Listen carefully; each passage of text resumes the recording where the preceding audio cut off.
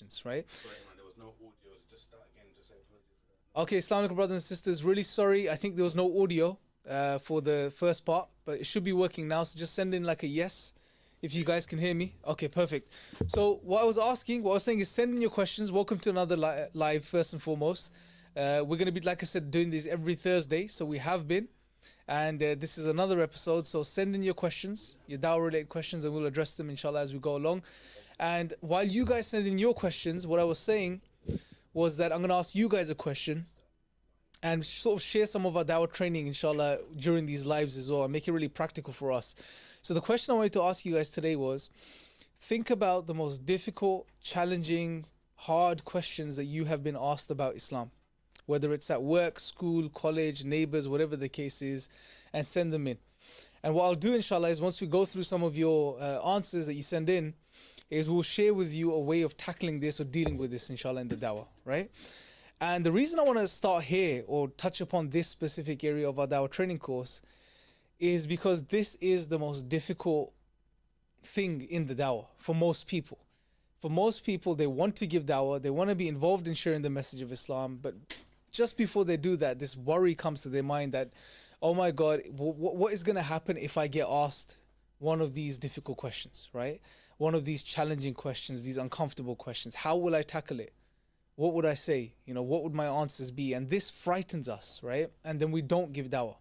So if we can learn how to deal with all of these difficult, challenging questions, then essentially we're removing that barrier. We're removing the barrier between us and giving Dawah.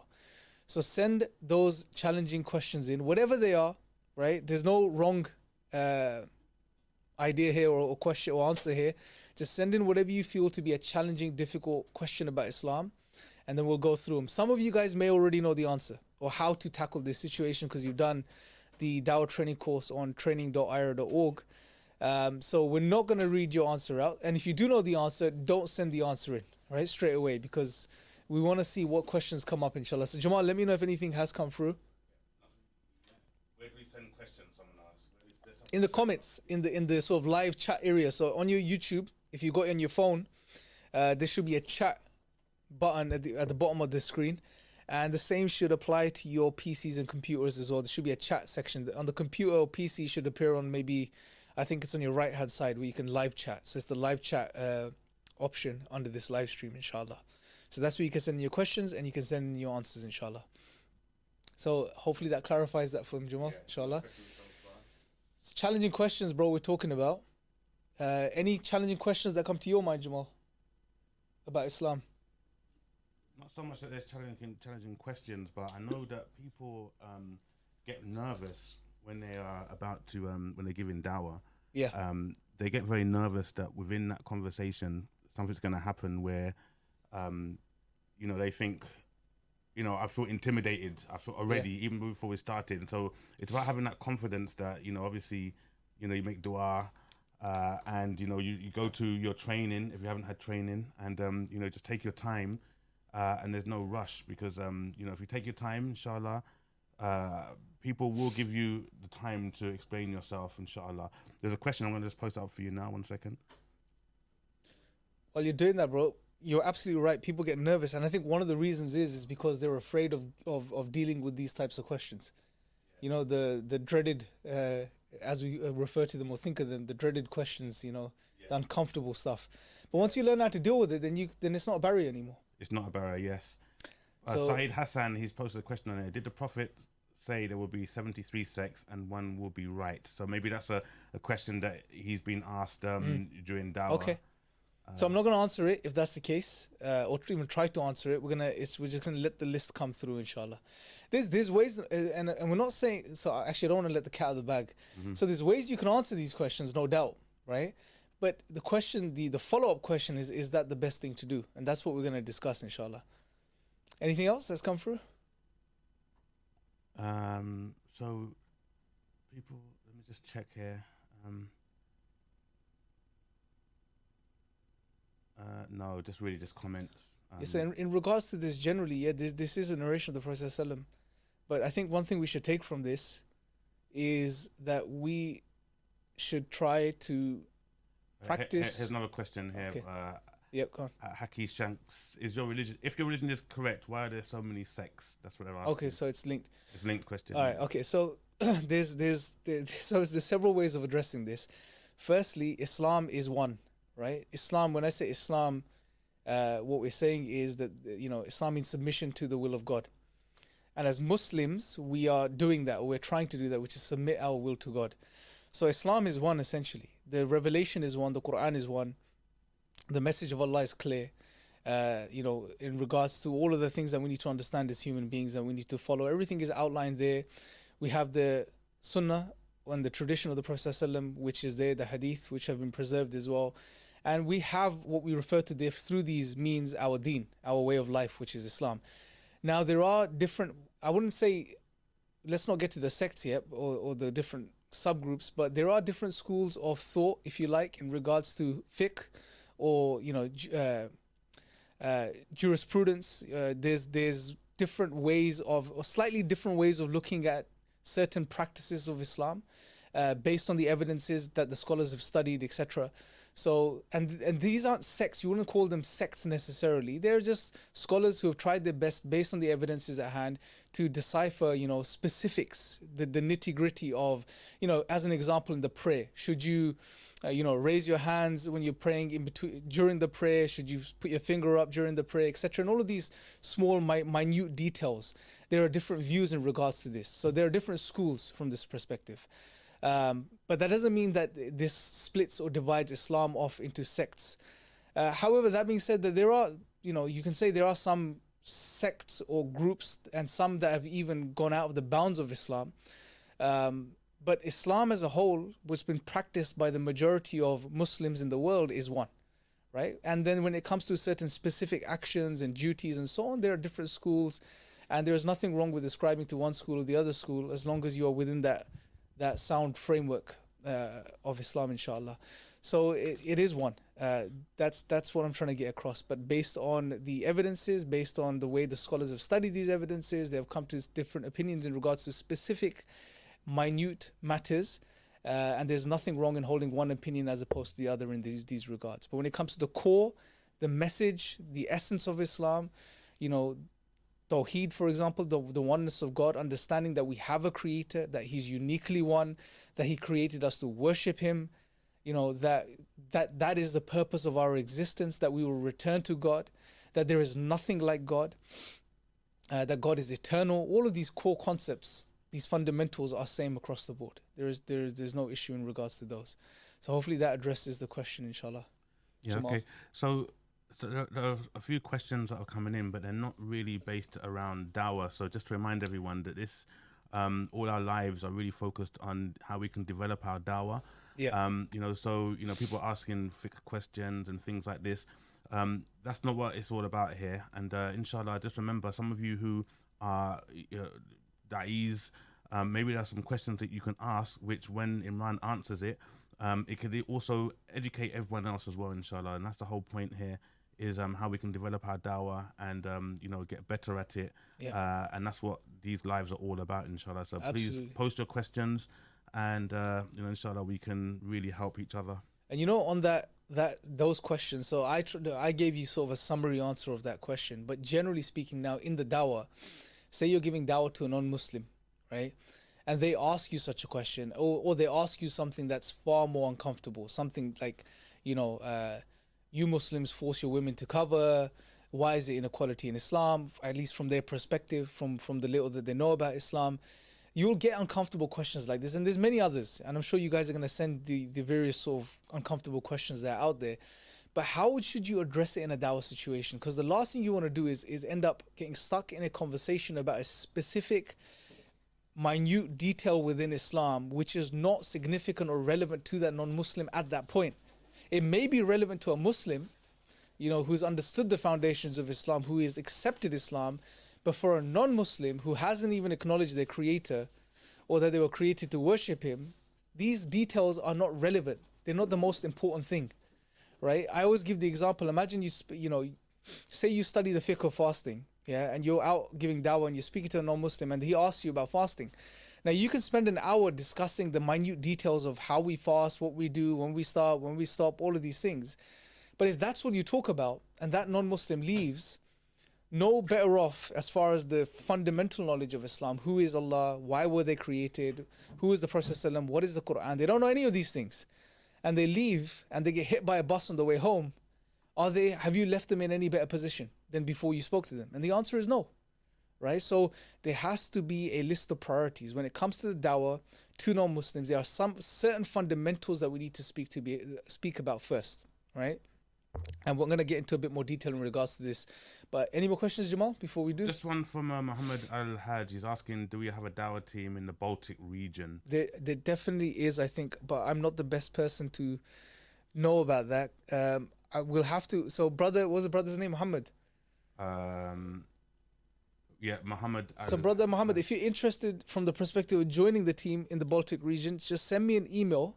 It's i.hussein@ira.org. Sorry, I'm really tired, man. I don't remember my own email. i.hussein@ira.org. Send me an email on that and I can get the information for you, inshallah, and we can get you linked up if there are any teams in that area. But as top of my head, I'm pretty sure there is, inshallah. Also, we have a question from someone who's asking about the non-Muslim website, I think. The Dawah shop. So I think they're saying, are we still operating our Dawah shop? I think maybe it's our materials shop, online. It's still online. It's on the website, so you can go. Having some difficulties. Maybe if you just send an email to info@ayera.org. Yeah. If you have any queries about anything not working, we can sort that out for you, inshallah. Inshallah. Yeah, all our materials are there, and they're free. All you'll have to pay for is the postage for them, inshallah. Or you can download them as PDFs and read them online, and that will be completely free, inshallah.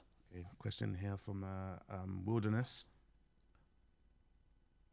Okay, Aisha's age. I've heard new explanations, her explanations that she was actually 18 or 19 years old. Yeah, there is that view as well. But see, this is good. Let me just finish the question before I answer half of it. It is, and I like to answer them. Yeah, so look, with questions like this, and no doubt this is one of those uncomfortable questions that people get asked, right? With questions like this, you'll be in two positions. Either you're going to be someone that knows how to address this question, meaning that you know that there's varying different opinions out there, or that you have some sort of intellectual way of highlighting that this is not really an issue. Or the other position is that you just don't know how to answer the question, and that's that. So look, if you're someone that knows how to address this question, you can address it. But the question I'm trying to get at, what I want you to think about is that addressing and answering these specific questions, are they the most important things for the non-Muslims at that point?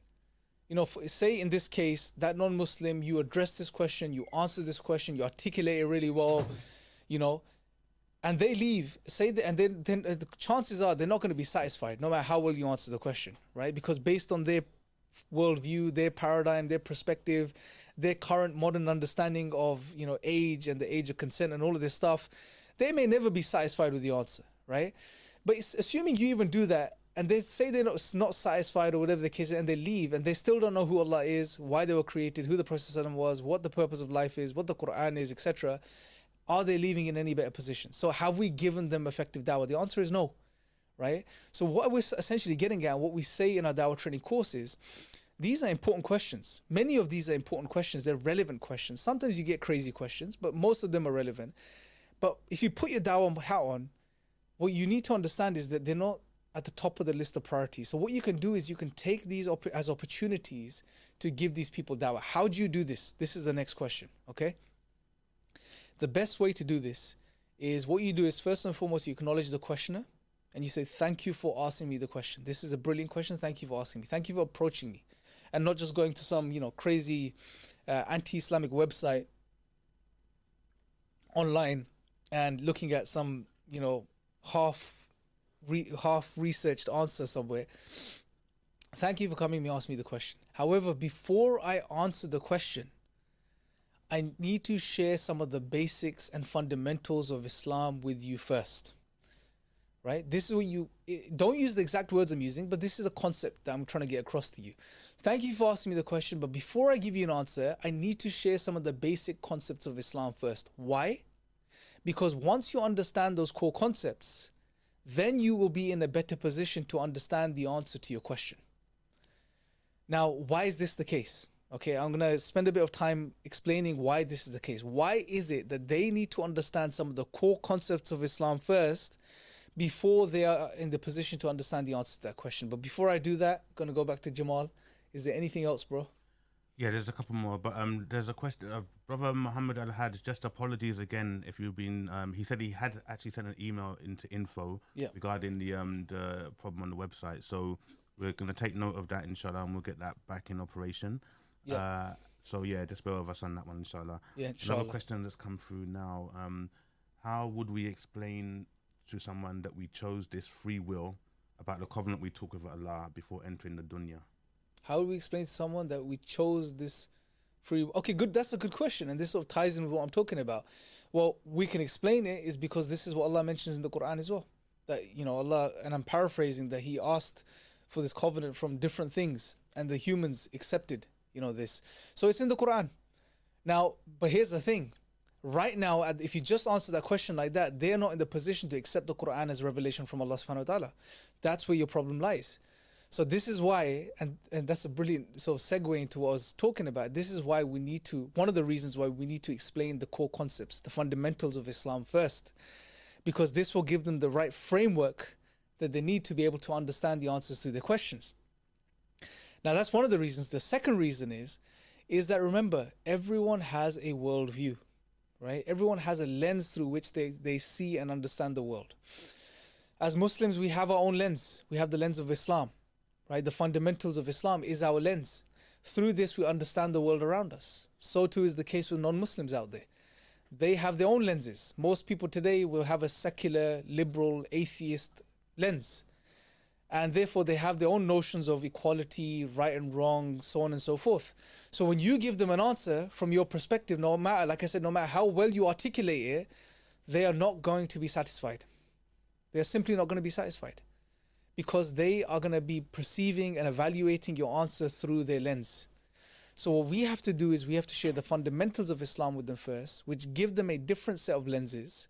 And at the very least then, they can appreciate why we believe what we believe and why we say what we say and why we articulate the things the way we articulate them, right? So it's about giving them a different set of lenses. And I give an analogy normally, or we give an analogy normally to this is, imagine we're in a room right now, and all of us are staring at a wall, which is white, okay?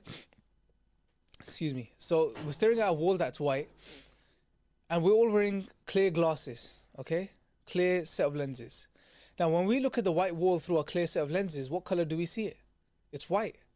Now, imagine I walk in and I'm wearing red glasses, or red tinted glasses. I'm looking at the same wall, but what color do I see? It's red.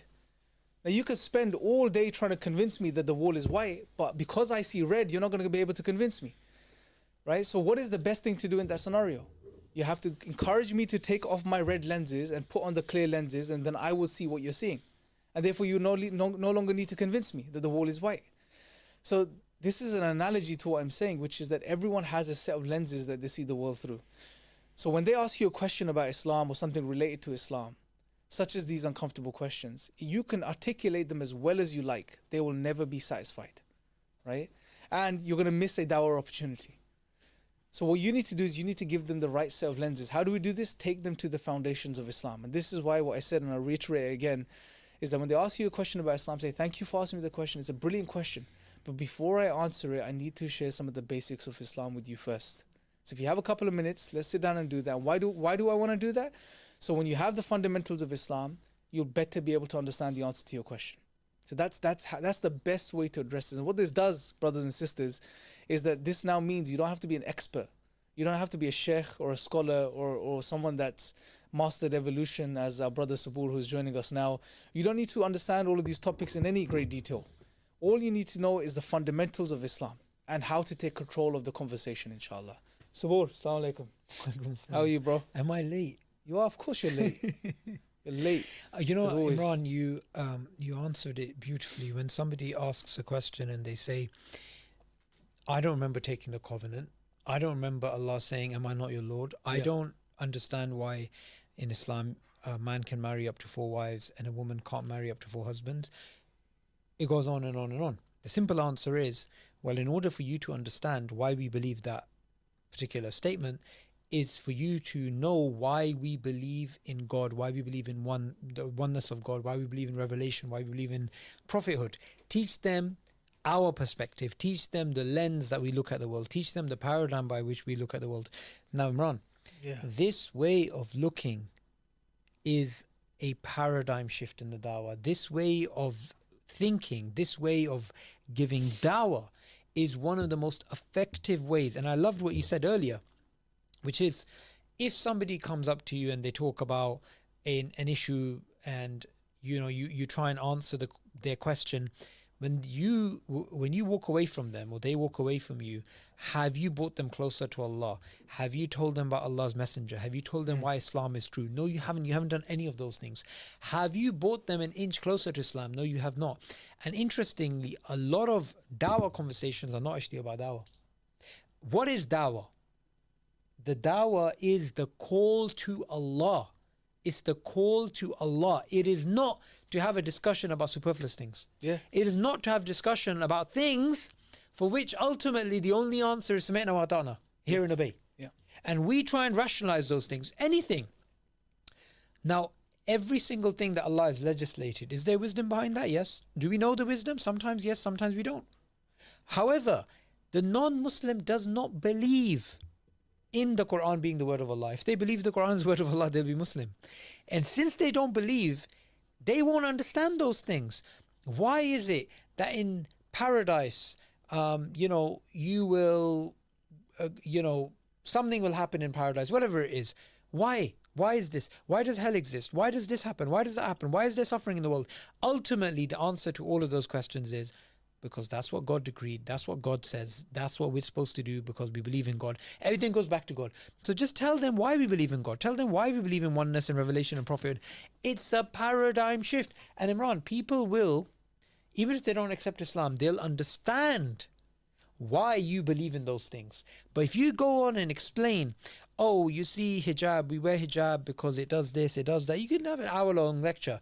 Somebody who comes from a different worldview, they will not accept it. How would they? Sorry, for some silly reason I put sweet in my mouth. That's an absolutely absurd thing to do while you are live. So this is the best time to ask you a question. Yeah. What does the P in the Go Rap stand for? Prophethood. Good. Now let's continue. So, any questions, some people, Jamal, by the way, there's some questions coming through as well. Yeah. Question what do you think about the problem of evil? What do you think about the problem of evil? The problem of evil has had answers throughout the times. Who gives the best answer to the problem of evil? Allah does in the Quran. And does the person asking the question believe in the Quran? No, they don't. So if they don't believe in the Quran, you have to prove to them why Islam is true. You have to show them why Islam is true. And to address the problem of evil is not by actually going into the answer, is by explaining why the answer, which is given by Allah, is the best answer. Yeah. So once we can show that actually the Quran is the word of Allah, then whatever the Quran says about the problem of evil and suffering, it must be the right answer. Yeah. And this is exactly where you want to go. So once you've said to them, that's a good question. Thank you for asking me. But before I answer the question, if you have a couple of minutes, let me share the foundations of Islam with you first.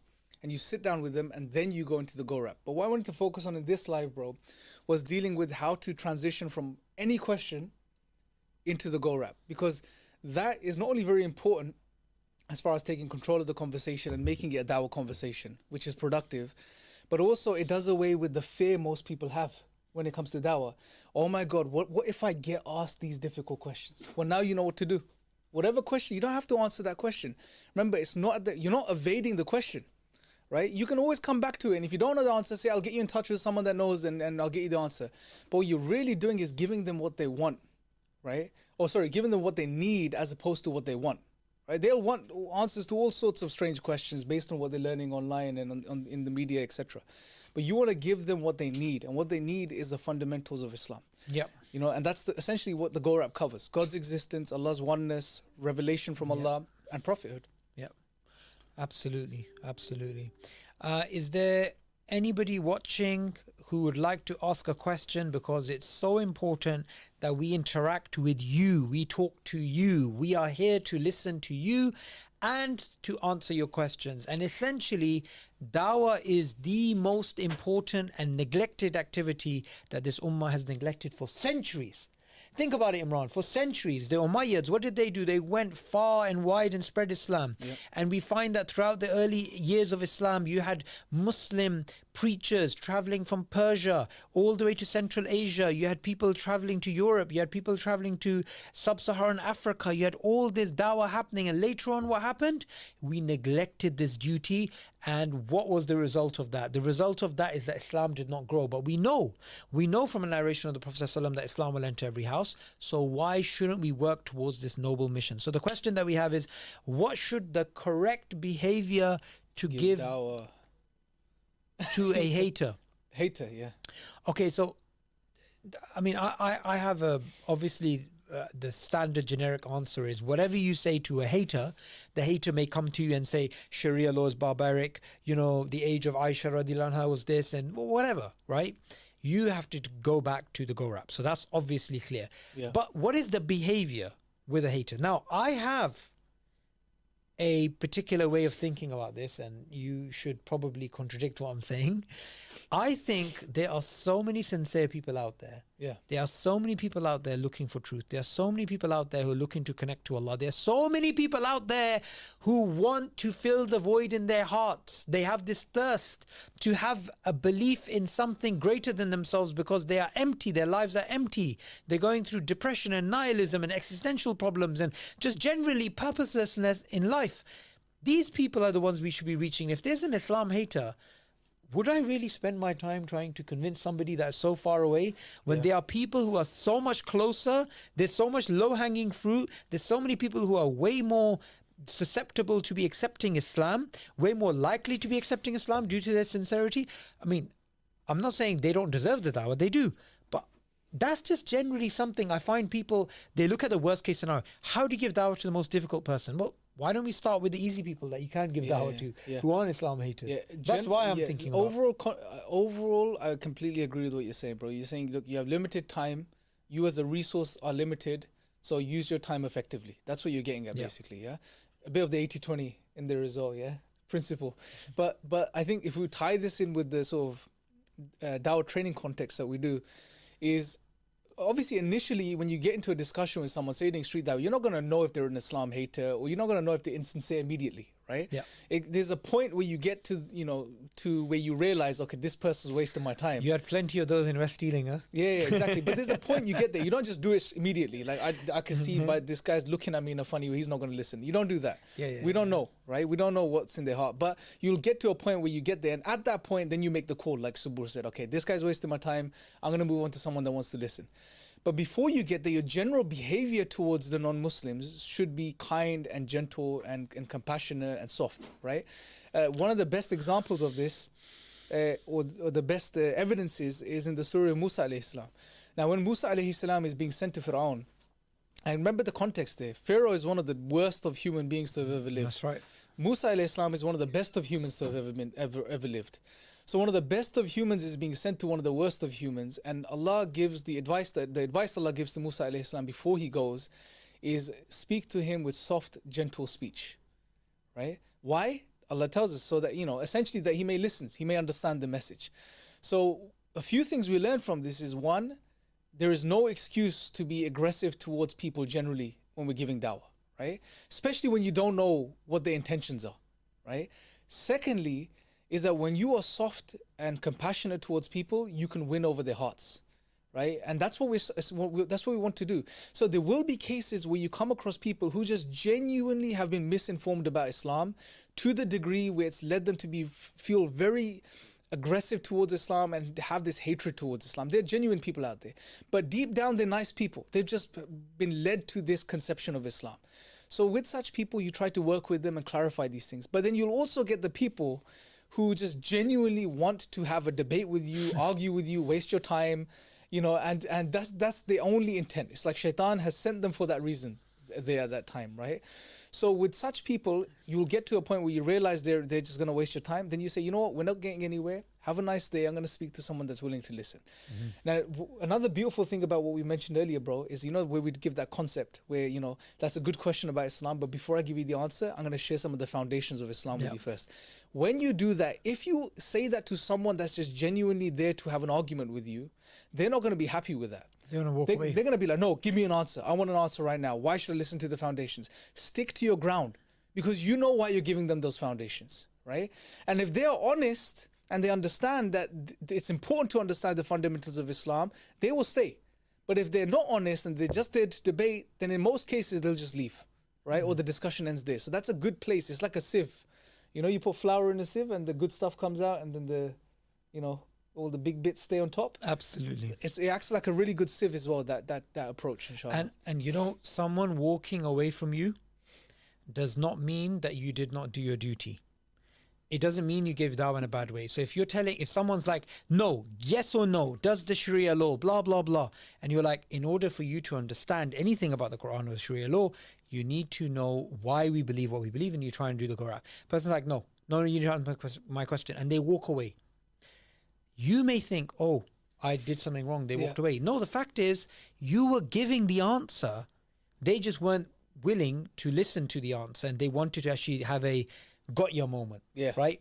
So you don't want to give them that. We had another question. How to give dawah to someone who says religion is complicated and denies your dawah, and one has utilized the ayah of a dawah method, but they don't listen. Okay, so if somebody has utilized the ayah way of giving dawah, and let me just clarify, ayah way of giving dawah is probably the wrong way of thinking about it. The idea of going back to the foundations of Islam when explaining Islam is an ancient dawah technique. When we see the prophets going to their nations, what do they say? They tell people to worship Allah alone. That's it. That's what the go-rap is. The go-rap is there to get you to understand that none is worthy of being worshipped except Allah. That's it. So that method of dawah, if that doesn't work, what do? You don't do anything. You've done your duty. You've conveyed Islam. It didn't work. The method itself, if you stick to it and you talk about the foundations, you show how simple Islam is. Remember, the beautiful thing about Islam, bro, is to become Muslim, it doesn't take much. Right? There's only a couple of foundational things that you need to understand. And if you understand those and believe those things, you can be Muslim. Right? But to understand Islam completely, that's a lifelong journey. Right? And that's something people spend their entire life studying. But it doesn't require you, Islam doesn't require you to understand the whole of Islam before you become Muslim. Right? All you need to know to become Muslim are the fundamentals. That's how easy Allah has made it. So Islam is very simple. Right? Submission to the will of God. What does that mean? You acknowledge that there is one God, that Allah is uniquely one, and you acknowledge that you were created to worship Him alone. And how do you worship Him alone? You do what Allah has told you to do, and you follow the example of the Prophet. That's it. You know, that's as simple as that.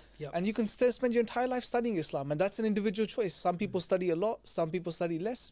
By your own capacity, you do what you can. Absolutely.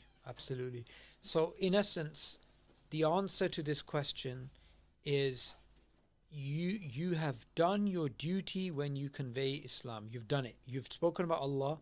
You've spoken about His Messenger. You've spoken about why Islam is true. You haven't been diverted on these tangential issues. You have given them dawah. Any more questions, Jamal? We do have more questions. We've actually got quite a few questions. So good. Brothers, do you have any interesting experiences in disputing with conservative patriot type? I'm kind of stuck with the kinds of people that are very, very common here in Russia. Yeah, in the UK, we don't get much of that, bro. You know, it's maybe in Speaker's Corner you'll get some patriot types, but in the UK generally people are, you know, they don't really have that type. I'm trying to understand what the brother means by conservative patriot type. What does it mean? You know, like very nationalistic, I think, and you know, it's about the state, it's about the country. I think that's what. I mean, I have interacted with those people. I think you have as well. Not often. Not as. Sorry, they're not as often as obviously. It seems like the brother interacts with them. Racist types, and sometimes the racist types are the patriot types. Not always, but specifically patriot types, not many. Okay, so look, the thing is, any Tom, Dick, and Harry that you come across, you need to give them the go rap. That's it. It doesn't matter. Conservative patriot, liberal woke, eccentric scientist, you give them the Dawah. You tell them about Tawheed. You tell them about La ilaha illallah, that there's none worthy of worship except Allah. That's it. However, I want you to consider something. What is this whole idea? You know, people get into, okay, I believe in my nation and my nation is so great. We have a 5,000-year history and this and this and this. It's a replacement for religion. Yeah. They want something greater than themselves to link them to, which is going to be their lineage and their history and their country and their nation and their state, whatever. Yeah. The fact is, that is a superfluous goal. It is ridiculous as a purpose of life, and it's not going to give you any form of happiness. Which nationalist that believes in whatever type of nation, and they're very proud of it, and you should be in this country, you should respect our culture and our values of this. The fact is, these people, they have tried to replace the traditional religion, the traditional spiritual hunger that all human beings have, with the idea of nationalism. And what we have to simply say is, look, the true way that your hearts find peace is in the remembrance of Allah. The actual purpose of life is not to follow these things. The purpose of life is actually to worship God. So you're going to have to give them the go rap. And interestingly, a lot of these conservative type people, they have values that already attract them to Islam. They believe in the institution of marriage.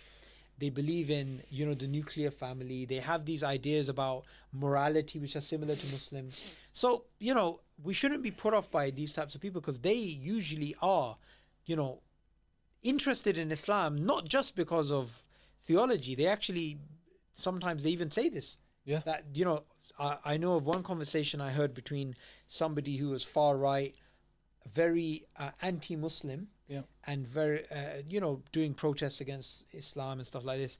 I heard him myself say that, his own values, his own conservative values, and that of, people who are similar to him, they actually are in sync with some of the values of Islam.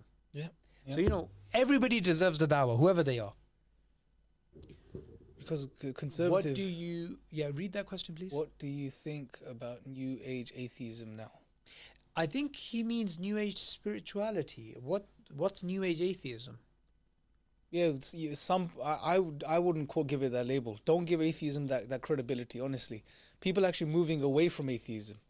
No, but I think he asked New Age isn't that... Couldn't we answer that with New Age spirituality? Yeah, it's the type of godless spirituality. The type Sam Harris is talking about. Sorry, the godless spirituality.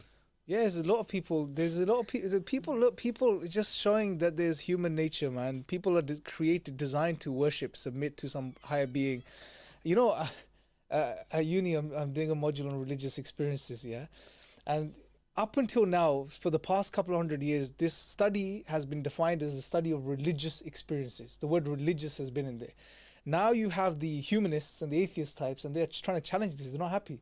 They're like, no, we can't call it religious experiences. We should call it spiritual experiences, because we are non-religious and we have these experiences. So they are fighting for this, right? And this shows that, and even on more of a popular level, you've got people like Harris, Sam Harris, who've written books on waking up and spirituality in the absence of religion and all of this stuff. It's just they know something is missing. They want to have this spiritual fulfillment, and they want to have the cake and eat it too, as they say. Yeah? They don't want to have God, but they want to have spirituality. And to do that, they in many cases redefine spirituality and what it means, and they merely reduce it down to just certain chemical firings in your brain and the way that they make you feel, basically. This feeling awe, feeling inspired, feeling happy. That's spirituality for them now. That's how they're defining it. Yeah, but we know traditionally, historically, even by dictionary definition, spirituality fundamentally has always been linked to God. God, yeah. Excellent point. So anybody who is out there, please post your questions. I'm actually going to check the questions on my phone. So I'm not zombie scrolling for anybody who is going to be looking at this. We can actually see the questions live He's not zombie scrolling, he's a zombie that scrolls. He's a zombie that scrolls, yes. So, when speaking to the layperson, they don't know philosophical liberalism underpins most conservative parties. How do you break that down to them? Because conservatives are actually usually traditional. You don't. Okay. You don't break it down. That's the answer. You don't. So how do you convince somebody who's conservative that their worldview is not in line with liberalism, although they're pushing out liberal ideas? This is exactly what Imran was talking about earlier. You can't, don't get distracted with these things. You can't, because think about these labels. We may think these labels are well defined, and the people that ascribe to these, that they follow these labels, you know, strictly. They don't. You would be hard pressed to come across an individual who's strictly conservative or strictly liberal. No, but Imran, the real question here is, Yeah. it's even worse than how you're describing it. Yeah. The real question here is, if you manage to convince a conservative that actually their worldview is not in line with the liberal ideas that they're espousing, you haven't called to Allah. Yeah. You haven't explained why Islam is true. You haven't done the go rap. You haven't given dawah. You've basically wasted your time. Yeah, of course. Even if you could do that, but you can't. You can't. It's if just, your objective is not dawah, that's fine. Have a conversation. But if your objective is dawah, you have not given dawah. You've simply spoken about that topic. yeah. And look, Sabur speaks about specific topics, right? So when he goes Speaker's Corner, he will talk about evolution, and he will go into depth with that, with some of these muppets that are there. Yeah. And that's not dawah. But no, it is not dawah. It may be a certain type of dawah or something that could be brought to the dawah from one perspective. But generally, when we talk about giving dawah, the fundamentals, you know, that is not fundamental dawah. It's something that may tie to the dawah in some way, and in the future may link some things for certain people and be a form of dawah for them. But it's not fundamental dawah. Yep. Right, which is what which we need to fundamentally focus on first and foremost, right? And then sure, you could specialize in certain areas, and within certain, you know, situations, you can go into certain details, but fundamentally stick to the foundations, get these core concepts across first. That's right. Any more questions, Jamal? That's right.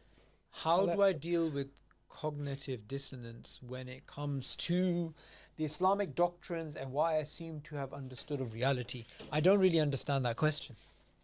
If you had understood the Islamic doctrines properly and the core concepts of Islam properly and fundamental reality the best we can, then you'd realize that there are no contradictions there. So you shouldn't have cognitive dissonance. If you do have cognitive dissonance, it's probably arising for one or two reasons. One, you haven't understood the core concepts of Islam properly and the ideas that we learn, or that you haven't understood reality as we know it in the correct way. So look, here's one way of actually thinking about it, yeah? In the Quran, there's a mention of a tree that grows in Jahannam. Yes. So hellfire has a tree that is growing. The Quraysh found this hilarious. The Quraysh were laughing at this, right? And this Allah describes as a fitna for them, as a test for them. Yeah. The fact is that a tree can actually exist within a volcano if Allah wills. It can. Yeah. If Allah wills, then a tree can, as it normally does, just burn when there's fire. So the fact is, somebody comes along and says, the Quran mentions this tree that's growing in Jahannam, and that doesn't make any sense, and let's look at the science of this, and how is this possible? Maybe we can go to some of the leading botanists in the world and talk to them. Have they ever come across firewood that doesn't actually catch fire, and whatever? Fact is, Allah created the tree, Allah created the fire, and if Allah wanted, then the fire doesn't burn the tree. Yeah. That's it. So ultimately the question is, is the Quran the word of Allah? Is the Quran the word of God? That's it. Yeah. That's the question. That's all you need to answer. You answer that, you're done. Once you know the Quran is the word of Allah, then what does the word say? The word tells us that Allah is the all-powerful being, the all-knowing being, the being that's able to do all things possible. You understand that? Then miracles aren't a problem, right? And another reality beyond this material reality isn't a problem, right? The thing is, bro, people think they're too clever. Yeah. Oh, we are rational. You know, we can rationally understand everything. We can get to the bottom of everything. No, your cognitive rational faculties have a upper limit. They're limited. They are limited like you are limited as a human being. There's only so far they can go. When we talk about, or when Allah is mentioning another reality to us, He's not mentioning this to us so that we can sit down and rationalize it fully from our perspective. No, it's to tell us that there's another world coming. It's to inspire us to do what we were created to do here, which is to worship Allah, right? As long as you know Allah is the all-powerful being able to do all things, then He can easily create another reality that exists where human beings don't defecate and they, sweat out through their pores, which is in the form of perfume when they eat, etc. We may not be able to we will never be able to fully understand and comprehend what's out there beyond this physical realm. But Allah's given us enough there to inspire and motivate us. Not so we sit down and start to deduce it and to break it down and become reductionists like that. It's arrogance. It's arrogant to think you can understand everything. You can't. And this is where submission comes in, bro. Like you said, the companions, they heard and they obeyed. They submitted, right? We all submit. And look, brothers and sisters, the Go-Rap methodology is actually going to help you to understand Islam better as well. Yeah. Like you yourself as a Muslim, many Muslims have attended the Dawah training course. Yeah. And they've said this is revolutionary. For themselves, yeah. This is something that helped them understand Islam better. Because we're so used to this approach of this question's asked, okay, here's the answer. And that answer is never satisfactory because it's not the entire picture. It's just one part of the picture. Yeah. And it's so liberating and it's freedom. Because once you understand God's existence, oneness, revelation and prophethood, you understand why Islam is true, then whatever Allah says is true. Whatever the Prophet ﷺ says is true. It's just factual. That's it. It's done. It's true. It's possible. That's it. You don't have to worry about anything else.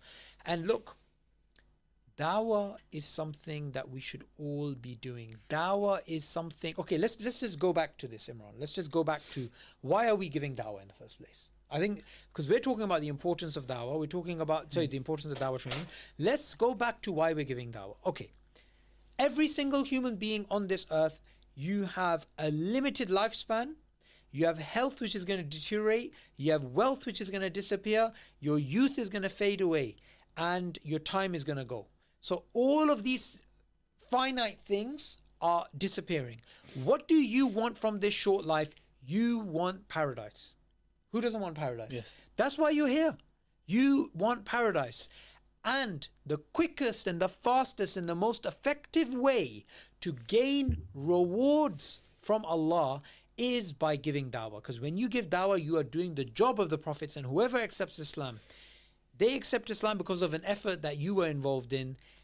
5 years down the road, you happen to be at home, sleeping, knocked out, dreaming about something. And somebody in another part of the world, they are saying the word Alhamdulillah, or the word Bismillah, or they are simply giving charity. But you facilitated them saying La ilaha illallah.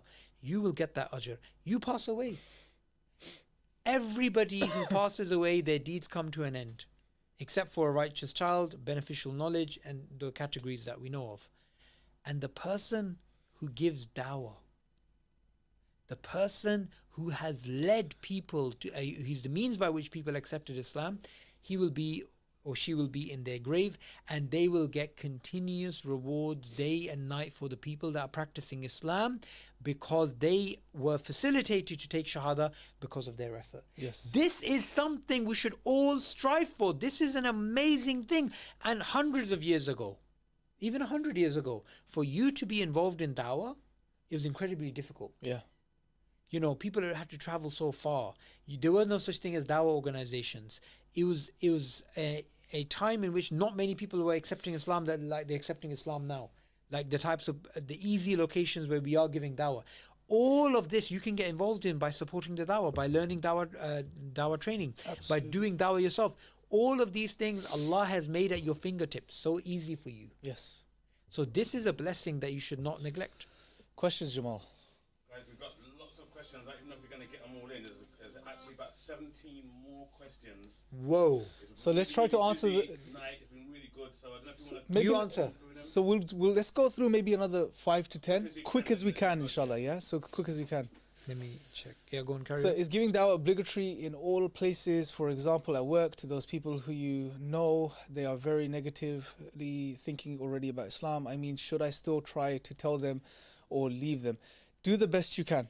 right? Do the best you can. If you get an opportunity, try to make the most of that opportunity. Okay, so But just don't overwhelm yourself with thinking that you have to do everything right. yeah, just right? just to point on that, workplaces, from my understanding, professional workplaces like Most of offices them and won't stuff, be allowed. Yeah. you are not allowed to preach religion in the UK, from my understanding. Now, if you happen to be working in a different environment, I don't know, you're setting up stages, you are working on a construction site, you're working as a contractor in a firm with freelance design, IT, whatever, maybe I think under those circumstances you're allowed to give that. So I don't know. But since you said work, that's what came to mind. However, what you will find is naturally, my brother, you will get into Dawah conversations. This will happen. Yeah. Naturally. Oh, are you fasting? Oh, did you pray? And since they asked the question, That's it. Yeah. you can give Dawah in a way that, you know, is because if someone says, why are you giving Dawah? Oh, this person asked me a question. I just gave them an answer. Yeah. That's see? it. Yeah. Next, Jamal. I learned that when using philosophical arguments, there will always be someone who is smarter than you and can prove you wrong. Do you agree? If so, how can we then use the Quran or prophetic arguments? Okay. Do you want to do this? Yeah, I mean, firstly, I don't agree with the idea that you'll always find someone that's philosophically more smarter than you and they can prove you wrong. No, that's not true. And the Quranic arguments, I wouldn't say they're deeply. I mean, I would separate it. I would say the Quranic arguments, the basic arguments that the Quran makes, are profound, simple, and anybody that's sincere, they'll accept them. And whoever's not sincere, they'll try and poke holes and do analysis and this and that. But the fact is, your job is to go for the people who are sincere. And if you give them those basic arguments, anybody that's sincere, whether they're a peasant or a philosopher or a professor, they will accept it. And whoever's not sincere, whether they're a peasant, philosopher or professor, they will not accept it. So it's to do with sincerity, and our job is simply to give the message. Question from someone potentially needing to know about Dawah. So what are these steps? Starting giving Dawah with Tawheed, and then so brother, what I'll say, Hilal, is go to training.ira.org Yeah. and sign up for the free course and just go through the course and it'll all be explained there, inshallah. Yeah.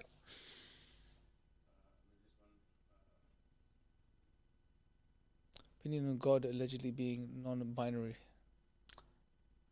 I I don't know where to start with this, bro. Let's look, move on. Look, To firstly, and I think this is important. Yeah, we in Islam, when we're giving dawah, we should know the basics of Islam, right? It's important to know God, God's attributes, and these things. Anybody who knows that, these sort of questions are just ignore them. What does that even mean? They just whatever. Next, Jamal? Yeah. What are the main points about the Prophet ﷺ you would mention to someone who doesn't know anything about him? Please, 104, go to training.ira.org, go through the course. In the prophethood section, you'll find the beautiful, powerful Liar, argument that we deluded, use, inshallah. truthful, prophecies, all of that. And how we stuff get is to there, the Prophet ﷺ as the truthful one, That's inshallah. right. That's right. You keep saying that's right today. It's almost like becoming your... That's right. That's right. How to do dawah in Islam and Muslims hostile environment like in India? Any comments on this? Okay, so what I would say is, firstly, you never put yourself at risk. You never put your family at risk. You never put the loved ones or your friends and colleagues and other people at risk. Giving dawah in India, from my understanding, is actually pretty difficult. However, certain parts of India are easier than others. I've heard, I could be wrong, that the south is much nicer than the north. Allah knows best. However, I don't think anybody can stop dawah online. Online dawah is happening all the time. And when you're online, you're anonymous in it as well, right? So, people are commenting under news articles, they're having discussions on Facebook. All these youngsters are talking to each other on Discord, right? What all is this stuff Discord? is happening. Yeah, you see, you're a dinosaur like me. You don't know what these young You're an ones are older up to. dinosaur, but you know Discord. I don't know what's Yes, Discord. I do. That's because, I try and keep up to date with what's happening on the road. So, when it comes to dawah, there are many, many different ways of doing it. How is it possible that, let's say even in this chat right now, say if you're sitting in India and you're in the chat and somebody comes along and they say, what's Islam about? And you're giving them dawah, you're anonymous, right? So it's fine. But in terms of physical dawah out there on the streets of India, setting up talks, lectures, these things, I've heard a lot of stuff that actually there's a lot of Just be problems. careful. Look at Yeah. your environment and make a sort of a wise assessment, and then go from there. Go with the low hanging fruit. Do the easy dawah online. Yeah. Join the One Reason chat program. Yes, inshallah. You know. Next question might be pertaining to dawah. Maybe the person doesn't feel confident. How to tackle waswas and being overpowered by Yeah, this that's not These- relevant. We would answer it, but we're short on time, so we're going to get to the No, you relevant wouldn't questions, answer even inshallah. if you had time, bro. No, because it could be linked to the dawah. Okay. I think it might have been linked to the dawah, like no Yeah. confidence to give dawah. So the Ah, whispers. okay. I thought it was like. Assume the wudu best, as well. brother. Come on. Next question.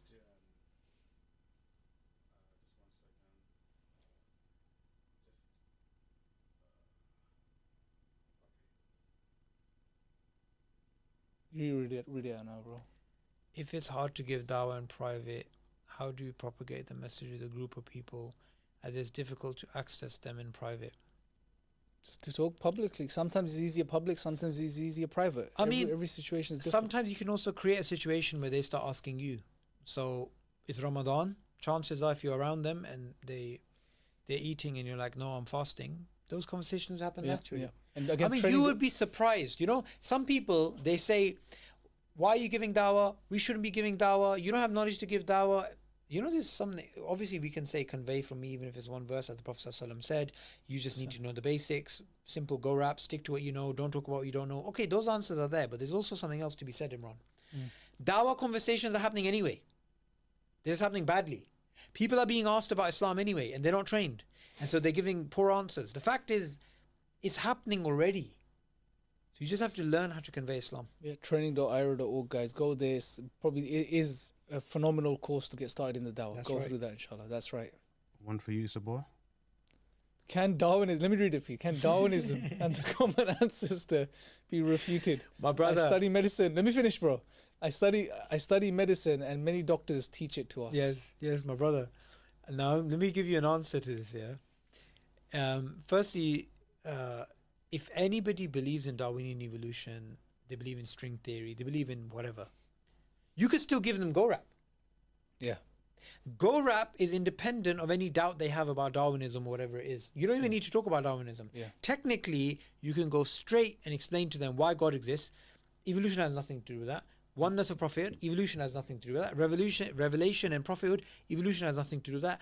And now that Islam is true, when you can show someone Islam is true, anything that may contradict Islam, whether it's some historian claiming Musa Islam didn't exist or Isa Islam didn't exist, or some guy talking about the origin of life coming randomly, or anything that supposedly contradicts Islam, because we've shown Islam to be true, all of those things can be pushed aside. Yeah. That's a very simple way of doing it.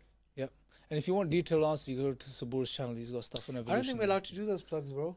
I just. But thank you anyway. Yeah, they know you got a YouTube channel, That's man. fine. Come on. That's Sabur fine. has a YouTube channel. That's fine. So specifics, but again, that's not the main focus I of have the to take dawah. up this violation to management. You can thank me later for promoting your channel. And then acting like you don't want me to do it. There have been Exposed. so many wonderful questions. I'm just trying to get the last couple for you because let me see. They've been really, really good. We should try to answer all these questions maybe even afterwards. How can okay, I don't know. Maybe one of you might want to tackle this one here. How can an immaterial God give matter to the universe? Again, go to training.ira.org, and if you go through the course in the arguments for God's existence, you will see why that's the case, inshallah. Okay. I think, yeah, there's some salams from the brothers. Wa alaikum salam. I think that's pretty much it, really, in terms of questions. That's right. Is that right, Sabur? I think that's right. That's right, Jamal. There's no more. Do you want to summarize this and wrap it up for today? Sometimes we think you have to overload yourself with information in order to be effective. And the fact is, the basic ideas are the ideas that shape the world. The basic ideas are the most important ideas. The idea of the go rap, some people can do the training and be like, oh, what? In just like they attend, say, a 1 day training or whatever, and they both like, oh, like, that's it. That's all the training you do. But there's this other course which goes over every question, you know, why 4 wives, why this, why that, and each question has like hours of answers and notebooks. And why is this method so simple? The reason why this is so simple is because this is the shortest way of giving dawah to people. This is the best It's way. the easiest way of giving It dawah goes to to the people. fundamentals. And look, I want anybody, you call it go rap. Before this, Sheikh Abdul Rahim used to call this the foundational method, right? When he was doing his dawah training back in the 90s, late 90s, early 2000s. I remember him calling it the Islamic foundations. Other people may have called it something else, say 50, 60 years ago. The idea of taking any question about Islam and linking it back to Allah is an ancient idea. It's ancient. It doesn't go back to us. It doesn't go back to Ira. It's an ancient idea. It's the idea of taking people back to Allah. The prophets came to their nation again and again in the Quran. We see Nuh alayhi salam in his nation, Lut alayhi salam in his nation, Musa alayhi salam in his nation, Ibrahim alayhi salam in his nation. And what did they say to people? Worship Allah alone. Worship right. Allah alone. Yeah. Look at the dialogue between Musa alayhi salam and Pharaoh. Yeah. Pharaoh is throwing these curveballs, saying this, saying that. Didn't you kill this man? Didn't you do this? Didn't you do that? All this. Look at Musa alayhi salam, the Lord of the East and the West, the Lord of you and your forefathers. And again, he goes in that conversation in Surah Taha, back to Allah, back to Allah. Everything Pharaoh says, Musa alayhi salam takes his question and links it back to Allah, links it back to Allah's greatness. So, he is fixated on the goal of giving dawah. Yeah. Yusuf alayhi salam is another example. Bro. Exactly, the prisoners. Yeah. They wanted dream interpretations. And what do you do? Back to the oneness of Allah. Oneness of Allah. Exactly. Excellent example. You should do live streams. So, we are here to just remind people of the Quranic paradigm. The Quranic paradigm is so simple, so profound, and so powerful. What does it tell us?